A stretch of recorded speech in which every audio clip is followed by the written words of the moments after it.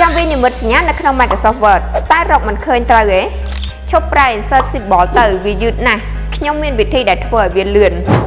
ឧទាហរណ៍ទី1បើសិនជាបងប្អូនចង់បានសញ្ញា Wi-Fi អញ្ចឹងបងប្អូនគ្រាន់តែវាយលេខ1 F6DC ហើយចុច LX នឹងចេញបាត់ឧទាហរណ៍ទី2សញ្ញា Recycle បងប្អូនគ្រាន់តែវាយលេខ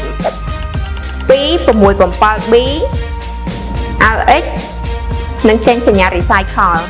ឧទាហរណ៍ទី3សញ្ញា Keep Clean អញ្ចឹងបងប្អូនគ្រាន់តែវាយ 1F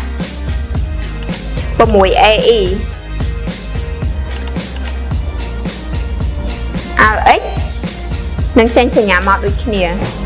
បើបងប្អូនចូលចិត្ត technique ងាយៗបែបនេះកុំភ្លេច like ហើយនិង follow មួយផងណា